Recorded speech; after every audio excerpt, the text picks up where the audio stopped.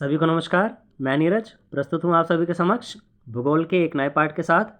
आज हम देखने जा रहे हैं एनसीईआरटी का कक्षा 6 का पाठ नंबर 6 पृथ्वी के प्रमुख स्थल रूप। ये भूगोल का होने वाला है। पुस्तक का नाम है पृथ्वी हमारा आवास। इसके अंतर्गत हम टू द पॉइंट नोट्स देखेंगे। कहीं भी आपका सामान्य ज्ञान पूछा जा रहा है, जीके जीएस आ रहा है, उसके लिए ये सीरीज़ बहुत ही लाभदायक होने वाली है।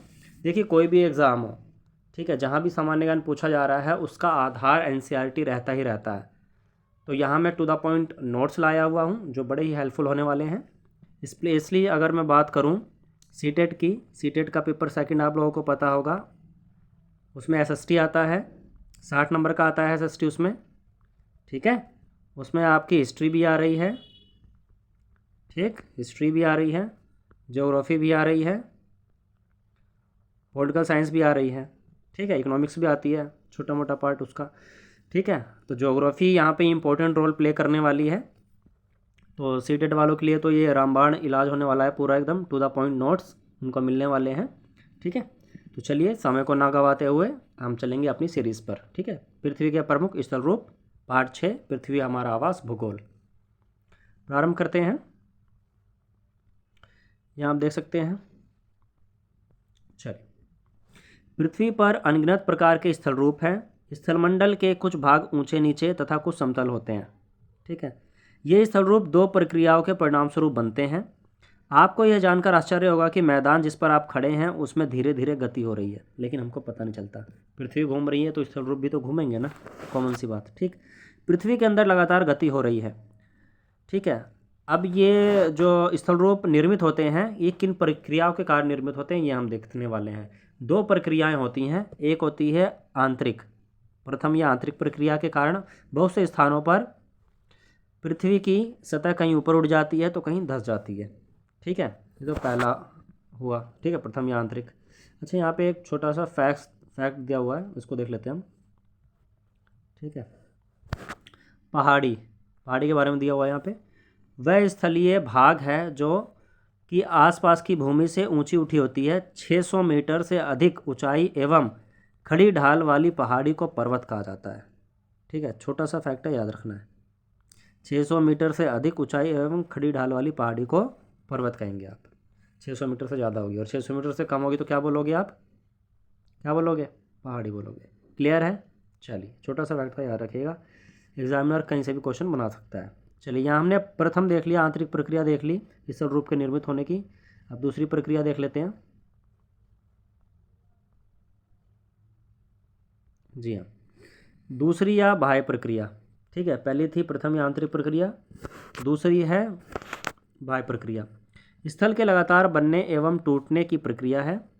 पृथ्वी की सतह के टूटकर घिस जाने को अपरदन कहते हैं। मोस्ट इंपॉर्टेंट है, एग्जाम में आया हुआ है, ठीक है, याद रखिएगा।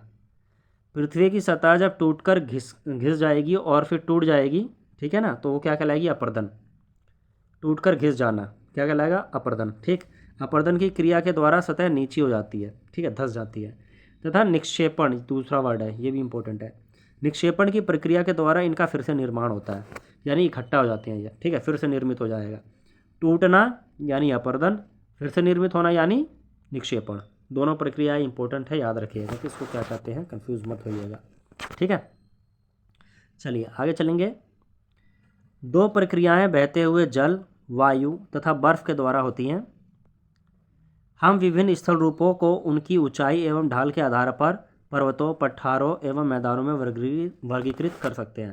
देखिए, पर्वत है, पठार है और मैदान है। इन तीन रूपों में इस पाठ में वर्गीकृत किया गया है चैप्टर को। तो हम पर्वत देखेंगे पहले, फिर पठार देखेंगे, फिर मैदान देखेंगे। उससे रिलेटेड जो इंपॉर्टेंट फैक्ट होंगे मैं बताता चलूँगा, ठीक है। चलिए, तो सबसे पहले हमारे पास यहाँ पर है पर्वत देख लेते हैं सबसे पहले। ओके, पर्वत पृथ्वी की सतह की प्राकृतिक ऊंचाई है। पर्वत शिखर का छोटा आधार, पर्वत का शिखर छोटा तथा आधार चौड़ा होता है, ठीक है। जो शिखर होगा वो छोटा होगा, लेकिन जो आधार होगा वो चौड़ा होगा। क्लियर? चीज़ समझ में आ रही है? ठीक है। यह आसपास के क्षेत्र से बहुत ऊंचा होता है। कुछ पहाड़ बादलों से भी ऊंचे होते हैं। जैसे जैसे आप ऊंचाई पर जाएंगे जलवायु ठंडी होती जाएगी, ठीक है। चलिए, और ऑक्सीजन की कमी होने लगती है, ये तो मैं पीछे चैप्टर में आपको बता चुका हूँ। इससे पहले हम 5 चैप्टर ऑलरेडी कर चुके हैं। भूगोल की प्लेलिस्ट रेडी है, आप जाके प्लेलिस्ट में देख सकते हैं। और बाकी जीके करंट अफेयर की भी अलग से प्लेलिस्ट सबकी बनाई गई है। अगर आप टीचिंग की तैयारी कर रहे हैं तो चाइल्ड साइकोलॉजी की भी प्लेलिस्ट रेडी है, वहाँ आप जाके देख सकते हैं। ठीक है, चलिए आगे बढ़ेंगे। कुछ पर्वतों पर हमेशा जमी रहने वाली बर्फ़ की नदियाँ होती हैं, उन्हें हिमानी कहा जाता है। मोस्ट इंपॉर्टेंट फैक्ट है, याद रखिएगा। बर्फ़ की नदियाँ क्या कहते हैं? हिमानी कहते हैं। क्लियर है? इंपॉर्टेंट फैक्ट है, याद रखिएगा। छोटा सा लेकिन 1 नंबर ले जाता है अगर पता नहीं होता है तो। ठीक, चलिए ये कुछ फैक्ट थे। आगे देख लेंगे, सीधा टू द पॉइंट चलने का प्रयास करेंगे। पर्वत एक रेखा के क्रम में भी व्यवस्थित हो सकते हैं, जिसे श्रृंखला कहा जाता है। ठीक है, एंडीज पर्वत श्रृंखला इसी का उदाहरण है एक। ठीक, चलिए कहा जाता है। ठीक, बहुत से पर्वतीय तंत्र समानांतर श्रृंखलाओं के क्रम में होते हैं, जो सैकड़ों किलोमीटर में फैले होते हैं। एग्जाम्पल देखें, यहाँ पर एग्जाम्पल आपको मिल जाएंगे। हिमालय, आल्पस, एंडीज क्रमशः एशिया, यूरोप और दक्षिण अमेरिका की पर्वत श्रृंखलाएँ हैं। यह मैं पीछे चैप्टर में आपको बता चुका हूँ, जब हम 5वां चैप्टर कर रहे थे। ठीक है, तो उसमें भी आए थे ये, 5वें चौथे में शायद, तो वहाँ मैं अच्छे से एक्सप्लेन कर चुका हूँ इसको। ठीक है, आप पिछली वीडियोस जाके देखिए, अच्छे से ट्रिक के साथ समझाया हुआ मैंने ये चीज़। ठीक है, आगे चलेंगे। पर्वतों की ऊंचाई एवं आकार में भिन्नता होती है। बिल्कुल, सारे पर्वत एक साइज़ के नहीं हो सकते, आकार के नहीं हो सकते। अब देखिए, पर्वत 3 प्रकार के होते हैं, ये आपको इंपॉर्टेंट याद रखना है। पर्वत कितने प्रकार के होते हैं? 3 प्रकार के। कौन कौन से? पहला है वलित पर्वत, दूसरा है भ्रंशोत पर्वत, तीसरा है ज्वालामुखी पर्वत। ठीक है, चलिए अब एक एक करके तीनों को देख लेते हैं अच्छे से। अगर हम पहले पर्वत की बात करें, वलित पर्वत है ना, तो हिमालय और आल्पस आपके वलित पर्वत हैं, जिनकी सतह ऊबड़ खाबड़ तथा शिखर शंक्वाकार है। भारत की अरावली श्रृंखला विश्व की सबसे पुरानी वलित पर्वत श्रृंखला है। मोस्ट इंपॉर्टेंट क्वेश्चन है ये। क्वेश्चन आएगा, विश्व की सबसे पुरानी वलित पर्वत श्रृंखला कौन सी है? अरावली है। ठीक है, और ये कहाँ है? भारत में है। ठीक, काफ़ी स्टेट्स में होके गुजरती है, मेनली आप देखेंगे राजस्थान में। ठीक है, चलिए आगे देखेंगे। अपरदन की प्रक्रिया के कारण यह श्रृंखला घिस गई है। उत्तरी अमेरिका के अपलेशियन, रूस के यूराल पर्वत, देखिए याद रखिएगा, उत्तर अमेरिका में क्या है? अपलेशियन, ये भी पीछे भी बता चुका हूँ, पिछली वीडियोस आप जाके देखिए, ट्रिक के साथ अच्छे से बताया हुआ है। और यूराल पर्वत गोलाकार दिखाई देते हैं, इनकी ऊंचाई कम है। ये बहुत पुराने वलित पर्वत हैं, और ये भी क्या है? वलित पर्वत। ठीक, चलिए ये था आपका वलित पर्वत, बता दिए मैंने। अच्छा, ये सारे जो पर्वत आ रहे हैं, आप सोचेंगे इसको याद कैसे किया जाए। ठीक है, इसके लिए ट्रिक है, अभी लिस्ट बनाई हुई है मैंने, अभी मैं इसके बाद आपको अच्छे से बता दूंगा तो आपको याद हो जाएगा, ज़्यादा दिक्कत वाली बात नहीं है। ठीक है, चलिए अभी देखते हैं, फिलहाल अगले पर्वत देखते हैं, भ्रंशोत पर्वत। जब बहुत बड़ा भाग टूट जाता है और ऊर्ध्वाधर रूप से विस्थापित हो जाता है, तब भ्रंशोत पर्वत का निर्माण होता है। ऊपर उठे हुए खंड को उत्खंड अर्थात हास्ट तथा नीचे धसे हुए खंड को द्रोणिका भ्रंश अर्थात ग्राबेन कहा जाता है।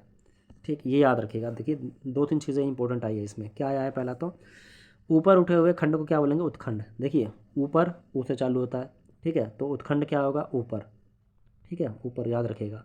ऊपर उठे हुए खंड को क्या बोलेंगे? उत्खंड। स्पेशली सीटेड वाले अच्छे से करके जाएं, क्योंकि डीप आता है, उनको पता है एसएसटी का पेपर कैसा आता है, तो ये चीज़ क्योंकि पूरा एनसीईआरटी बेस्ड ही होता है, एनसीईआरटी से बाहर एक प्रश्न भी नहीं आता है।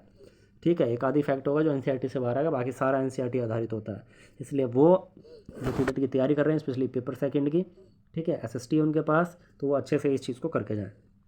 ऊपर उठे हुए खंड को उत्खंड अर्थात हास्ट कहते हैं, और धसे हुए खंड को द्रोणिका भ्रंश कहते हैं। क्लियर है? चलिए, और बाकी जहाँ भी सामान्य ज्ञान पूछा जा रहा है वहाँ भी ये प्रश्न बन सकता है, ये नहीं है कि वहाँ नहीं बनेगा। ठीक है, चलिए आगे देखिए। यूरोप की राइन घाटी तथा वोस्जेस पर्वत इस तरह के पर्वत तंत्र के उदाहरण हैं। किसके? भ्रंशोत पर्वत। ठीक है, ये दोनों। क्लियर? कहाँ पर है? यूरोप में। क्लियर है? याद रखिएगा, एग्जाम में क्वेश्चन बनता है, आपको दे देगा वोस्जेस पर्वत, पूछ लेगा किस प्रकार का पर्वत है, ऑप्शन आ जाएंगे आपके पास, वलित पर्वत है, भ्रंशोत पर्वत है, या फिर ज्वालामुखी पर्वत है, कौन सा पर्वत है? तो आपको याद रखना है भ्रंशोत पर्वत है ये। ठीक है, चलिए आगे चलेंगे। आपको ज्वालामुखी पर्वत देख लेते हैं हम। ज्वालामुखी पर्वत ज्वालामुखी क्रियाओं के कारण बनते हैं। अफ्रीका का माउंट किलिमंजारो, ठीक है, अफ्रीका का माउंट किलिमंजारो तथा जापान का फ्यूजियामा इस तरह के पर्वतों के उदाहरण हैं। ठीक है। अच्छा, अभी हाल ही में इंडोनेशिया का एक ज्वालामुखी पर्वत बहुत सक्रिय हुआ है। ठीक है, मतलब दुनिया का सबसे, या इंडोनेशिया का या दुनिया का सबसे सक्रिय ज्वालामुखी कहा जाता है उसे। तो आप उस ज्वालामुखी पर्वत का नाम सर्च करके कमेंट बॉक्स में ज़रूर बताइएगा क्या है। इंडोनेशिया का बहुत बहुत प्रसिद्ध है। ठीक है, और अभी हाल ही में खबरों में भी बना हुआ है वो। ठीक, क्योंकि लगातार उसमें विस्फोट होते रहते हैं। ठीक है, तो ये ज्वालामुखी पर्वत कर लिया हमने। माउंट किलिमंजारो कहाँ पर है? अफ्रीका में। फ्यूजियामा कहाँ पर है? जापान में। क्लियर? चलिए, अब आप कहेंगे इसको याद कैसे किया जाए। ये देखिए, इससे पहले एक फैक्ट देख लेते हैं, उसके बाद मैंने लिस्ट बनाई हुई है, अच्छे से समझा देता हूँ मैं। ठीक, सबसे पहले एक फैक्ट देख लेते हैं यहाँ पर। प्रशांत महासागर में स्थित मानाकी पर्वत, कौन सा पर्वत? मानाकी पर्वत कहाँ पर है? प्रशांत महासागर में। याद रखिएगा, डायरेक्ट क्वेश्चन बन सकता है।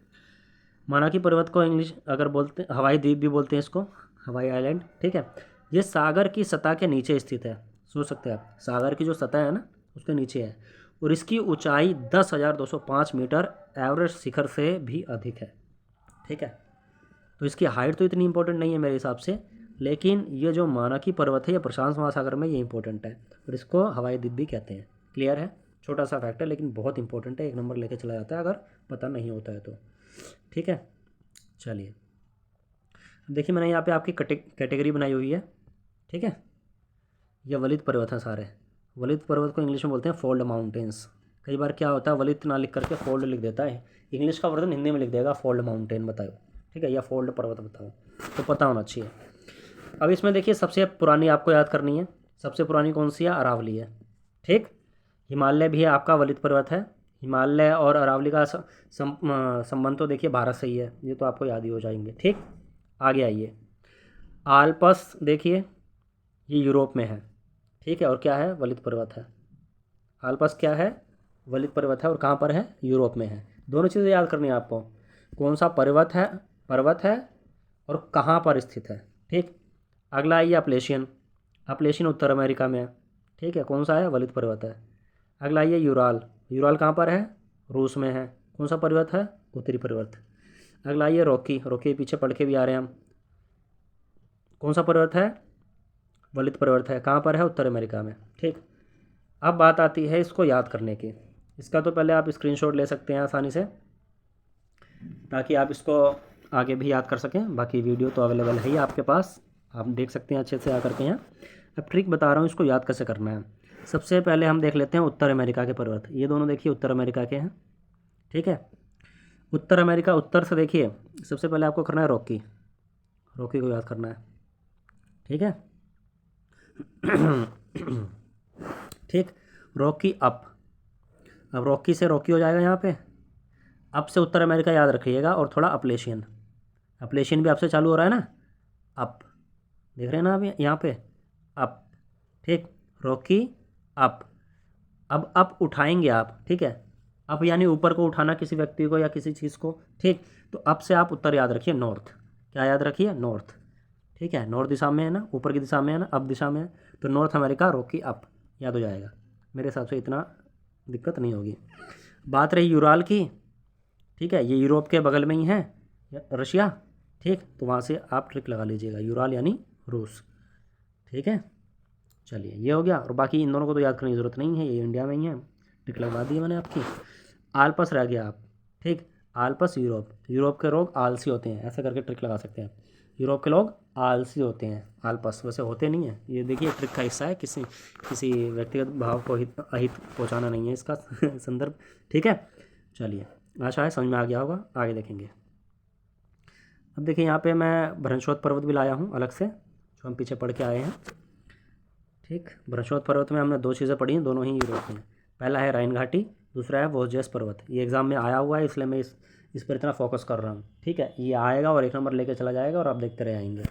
ठीक, तो ये दोनों ही यूरोप में है, पहले तो ये याद रखिएगा, राइन घाटी और वोल्जेस। ठीक, और दोनों ही क्या है? भ्रंशोत पर्वत है ये। क्लियर? छोटा सा फैक्ट है लेकिन बहुत इंपॉर्टेंट है, नेक्स्ट अगला है आपका ज्वालामुखी पर्वत। अब देखिए, एक सेकंड, इसको थोड़ा छोटा कर लिया जाए ताकि, एक सेकंड, डन।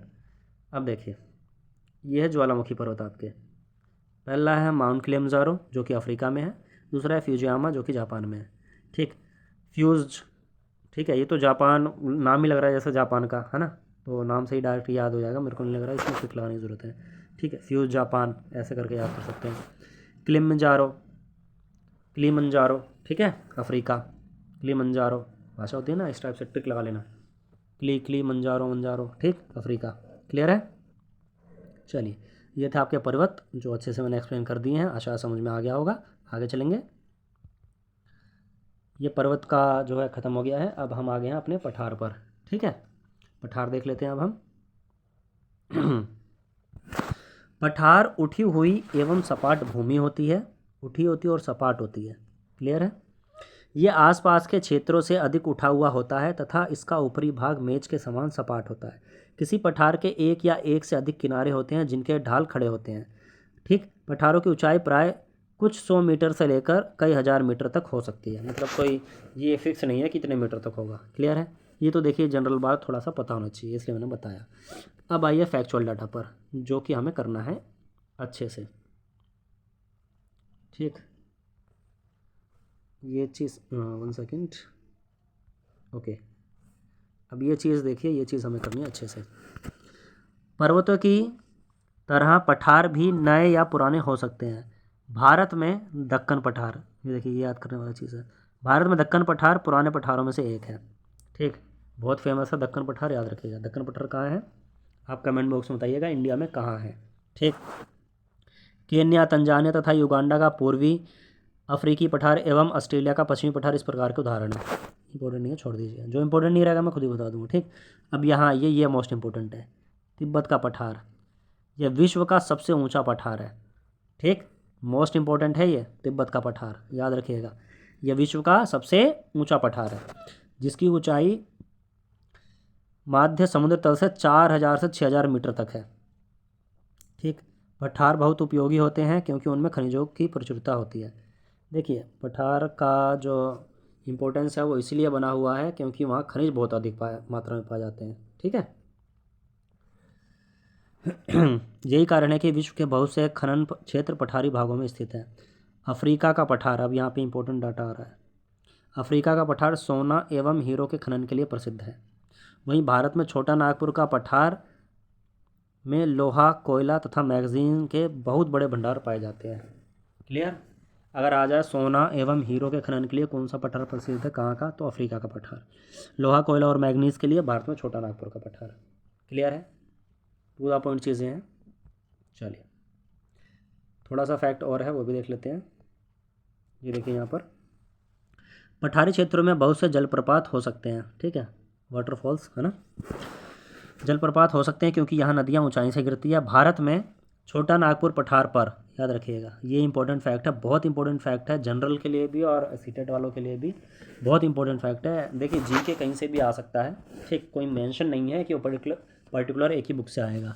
ठीक है, चलिए, तो छोटा नागपुर पठार पर स्वर्णरेखा नदी पर, कौन सी नदी है, स्वर्णरेखा नदी पर हुंड्रू जलप्रपात तथा कर्नाटक में जोग जलप्रपात इस प्रकार के जलप्रपातों के उदाहरण हैं। ठीक है, तो सबसे पहले क्वेश्चन यहाँ से बनेगा, हुंड्रू जलप्रपात कौन सी नदी पर है, स्वर्णरेखा नदी पर है। जोग जलप्रपात कौन सी नदी पर है, स्वर्णरेखा नदी पर है। जोग जलप्रपात किस राज्य में है, कर्नाटक में है। हुंड्रू जलप्रपात कौन से राज्य में है, ये आप कमेंट बॉक्स में बताएंगे। ठीक है, समझ में आ रहा है क्वेश्चन कैसा बनेगा, ऐसे ही बनेगा और ऐसे ही बनते आए हैं क्वेश्चंस। ठीक है, चलिए, लावा पठार में काली मिट्टी की प्रचुरता होती है जो उपजाऊ एवं खेती के लिए काफ़ी अच्छी होती है। यहाँ से क्वेश्चन देखिए कैसा बनेगा, लावा पठार में कौन सी मिट्टी की प्रचुरता होती है, काली मिट्टी की होती है। ठीक है, क्वेश्चन बन जाते हैं और हम लोग सोचते हैं कि क्वेश्चन कहाँ से बन रहे हैं, यहीं से बनते हैं, ऐसे ही बनते हैं। ठीक है, चलिए, जो इंपॉर्टेंट होंगे उसी की चर्चा की जाएगी, यहाँ पर टू द पॉइंट चीज़ें चलेंगी। आगे देखिए, मैदान का इंट्रो देख लेते हैं थोड़ा सा। मैदान समतल भूमि के बहुत बड़े भाग होते हैं। वे सामान्यतः माध्य समुद्री तल से 200 मीटर से अधिक ऊंचे नहीं होते हैं, मतलब 200 मीटर के अंदर में होते हैं। अब मैदान देखिए, जैसे गंगा के मैदान, ब्रह्मपुत्र के मैदान, गंगा एवं ब्रह्मपुत्र के मैदान, ठीक है, मैदानी इलाका, हम भी मैदानी इलाके में रहते हैं, ठीक है। कुछ मैदान काफ़ी समतल होते हैं, कुछ उर्मिल तथा तरंगित होते हैं, हो सकते हैं। अधिकांश मैदान नदियों तथा उनकी सहायक नदियों के द्वारा बने हैं, ठीक है। बस ऊपर ज़्यादा इंपॉर्टेंट नहीं है, नीचे आइए। निक्षेपों से मैदान का निर्माण होता है। निक्षेप मैंने निक्षेपण पीछे बताया था, ठीक है। जब एक होता है अपर्दन, ठीक है, जब कटाव होता है, ठीक है। और निक्षेप होते हैं जब आपकी मिट्टी और शैल इकट्ठा हो जाते हैं, ठीक, इकट्ठा हो करके समय के अंतराल के साथ बन जाते हैं, ठीक है, वही मैदानों का निर्माण कर देते हैं। सामान्यतः मैदान बहुत अधिक उपजाऊ होते हैं। यहाँ परिवहन के साधनों का निर्माण करना आसान होता है। सपाट है तो मैदान भी क्या नाम है, परिवहन के साधनों का निर्माण भी आसानी से किया जा सकता है। इसलिए ये मैदान विश्व के सबसे अधिक जनसंख्या वाले भाग होते हैं। अब देखिए, जहाँ आपको सहूलियत होगी रहने में तो आप वहीं ज़्यादा बसेंगे, ठीक है, तो सबसे ज़्यादा जनसंख्या भी इसलिए यहीं पाई जाती है। नदियों के द्वारा बनाए गए कुछ बड़े मैदान एशिया तथा उत्तरी अमेरिका में पाए जाते हैं। एशिया में स्थित भारत में गंगा एवं ब्रह्मपुत्र का मैदान, चीन में यांगत्से नदी का मैदान प्रमुख उदाहरण है। ये काफ़ी बड़े बड़े हैं, ठीक है। अब भारत में आ जाए भाई, गंगा ब्रह्मपुत्र का मैदान, ठीक।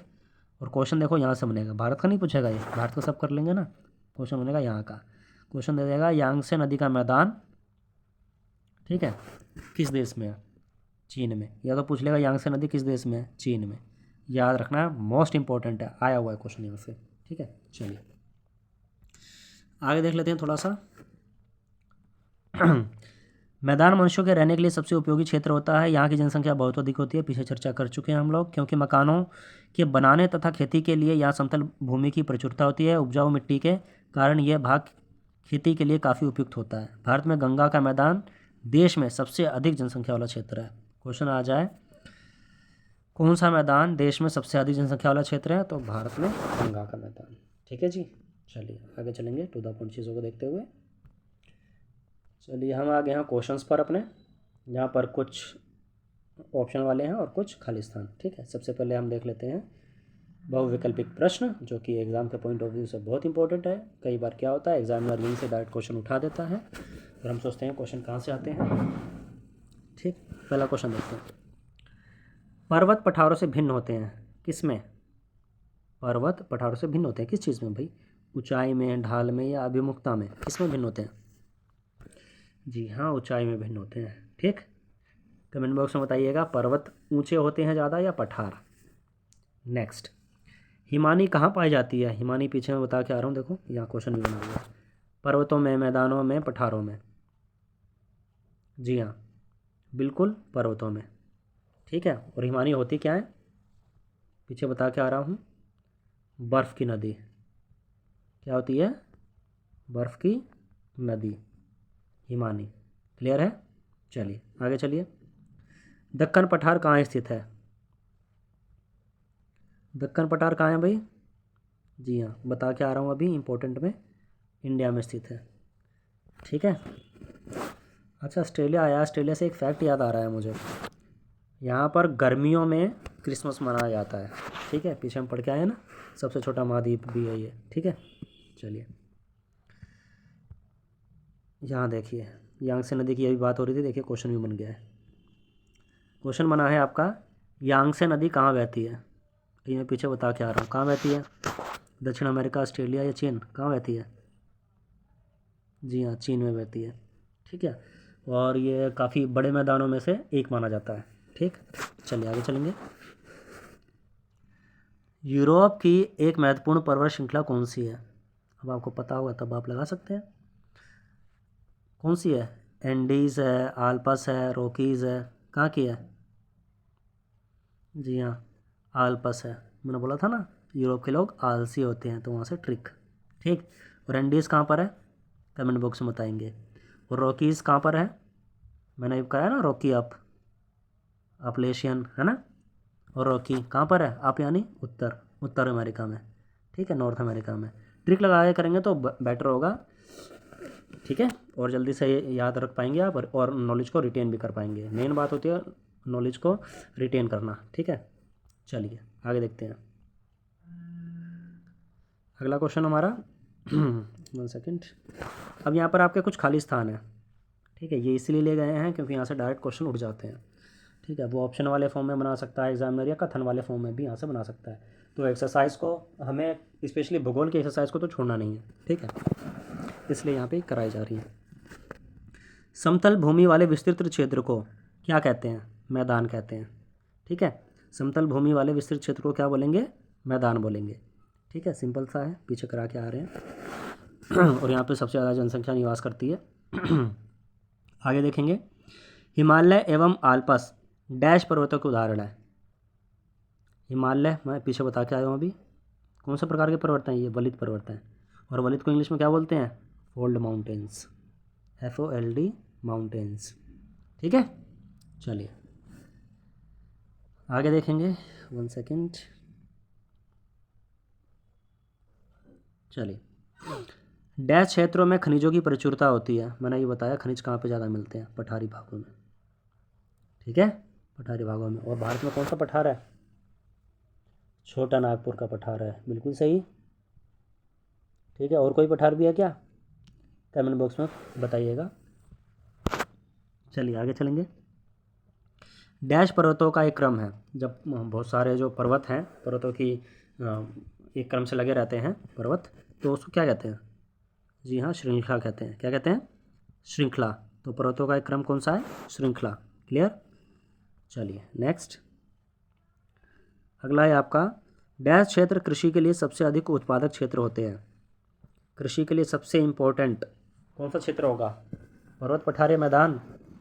जी हाँ, मैदान होगा। क्या होगा? मैदान होगा, ठीक है, इम्पोर्टेंट है, याद रखिएगा। चलिए